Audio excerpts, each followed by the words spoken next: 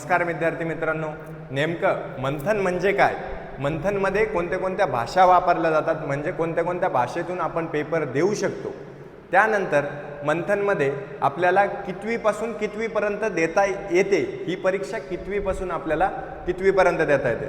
त्याचबरोबर याच्यात आपल्याला पारितोषिक काय काय भेटतात, याचा रिझल्ट कुठे लागतो, ह्या सर्व गोष्टींचं तुम्हाला जर ज्ञान जाणून घ्यायचं असेल तर व्हिडिओ काय करा, एंडपर्यंत नक्की बघा.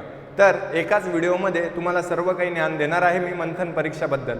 जर तुम्ही चॅनलवर नवे असाल तर नक्की चॅनलला सबस्क्राईब करायला विसरू नका व अशाच व्हिडिओसाठी बेल आयकॉनलाही प्रेस करायला विसरू नका. तर चला, आपण तुमचाही वेळ न घालवता लवकरात लवकर लेक्चरला सुरुवात करूयात. तर बघा, तर मंथन परीक्षा म्हणजे काय?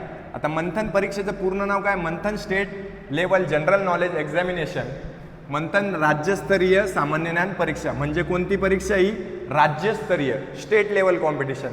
त्याचबरोबर मंथन वेलफेअर फाउंडेशन ही त्याची काय आहेत, ह्या फाउंडेशनतर्फे ही काय होते, आयोजक म्हणजे ही परीक्षा घेतल्या जाते, कंडक्ट केल्या जाते. आणि ही परीक्षा कोणत्या विद्यार्थ्यांसाठी आहेत? 1ली ते 8वीपर्यंत जे विद्यार्थी आहेत ते सर्व ह्या परीक्षेसाठी काय होतात, उत्तीर्ण होतात. ते सर्व कोणी ही परीक्षा देऊ शकतात. कळालं? त्याच्यानंतर ही परीक्षाचे माध्यम कोणते राहतात? मराठी व इंग्रजी व अर्धी इंग्रजी म्हणजे काय, सेमी इंग्लिश. मराठी, इंग्लिश व सेमी इंग्लिश अशा दोन्हीही माध्यमातून, 3 माध्यमातून तुम्ही काय करू शकतात, परीक्षा देऊ शकतात. कळालं? आता पुढचं काय, तर याच्यानंतर आपल्याला बघा, याच्या पुढे आपण काय बघणार आहोत की ही परीक्षा आपल्याला अजून कशा माध्यमातून देता येते. तर आता बघा, परीक्षाचे स्वरूप. परीक्षाचे स्वरूप कसे असतात? तर परीक्षाचे स्वरूप हे म्हणजे कसं, ही पेपर ऑनलाईन असेल, ऑफलाईन असेल. तर पेपर कसा असतो? ऑफलाईन तुम्हाला परीक्षा द्याव्या लागते. म्हणजे प्रश्नपत्रिका वगैरे, उत्तरपत्रिका तुम्हाला सर्व काही प्रोव्हाइड केल्या जाईल तुमच्या शाळेत, नाहीतर तुमचा नंबर लागेल त्या सेंटरमध्ये तुमचा ह्या परीक्षा होणार आहे. त्याच्यानंतर त्याच्यात विषय कोणते? चालू घडामोडी, करंट अफेअर, सामान्य विज्ञान म्हणजे जनरल नॉलेज असेल, सामाजिक विषय आणि रिझनिंग बुद्धिमत्ता म्हणजे मॅथ्स आणि रिझनिंग, गणित आणि बुद्धिमत्ता असे विषय तुम्हाला असणार आहेत. तर 2 निकाल म्हणजे काय? गुणवत्ताधारक, मिश्रियस.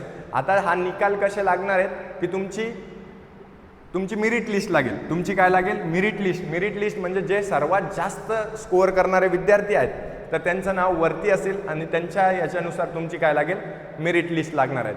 कळालं? या सर्व गोष्टींकडे बारकाईने लक्ष ठेवायचं आहे. पुढे चालून आपल्याला ह्याच गोष्टी व्यवस्थितरित्या कामं येणार आहेत.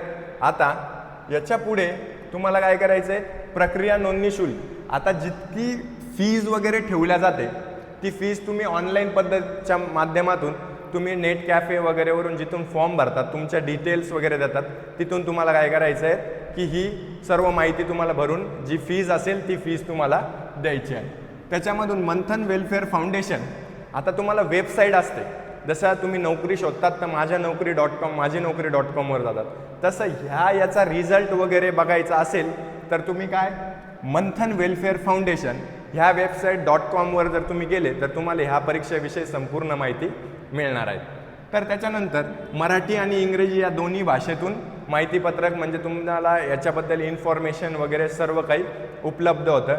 आणि त्याच्यावरच तुम्हाला काय होते, मागील वर्षाच्या प्रश्नपत्रिका व उत्तरपत्रिका म्हणजे मागच्या वर्षीच्या जितक्याही प्रश्नपत्रिका असेल, आपण त्याला PYQ म्हणतो, या सर्व काही त्याच्यावर अपलोडेड असतात. तुम्ही तिथे जाऊन त्या बघूही शकतात. त्याच्यानंतर निकाल व गुणवत्ताधारक यादी मध्यवर्ती तसेच विभागीय स्तरावर या संस्थेच्या वेबसाईटवर प्रसिद्ध होतं. म्हणजे निकाल कुठे लागेल, निकाल लागला तर तुम्हाला काय होईल, वेबसाईटवर एक लिंक दिलेली असेल निकालाची, त्याच्यावर जायचं, क्लिक केलं की आपल्याला काय होतं, क्लिक केल्यानंतर आपल्याला कळत चालतं. क्लिक केल्यानंतर आपल्याला काय होईल की तुम्हाला समजेल की त्याच्यावर काय टाकायचं, ID व पासवर्ड टाकायचा. त्याच्यानंतर तुमचा रिझल्ट तिथं शो होणार आहेत आणि ते कुठे बघायचा, मंथनच्या वेबसाईटवर. कळालं?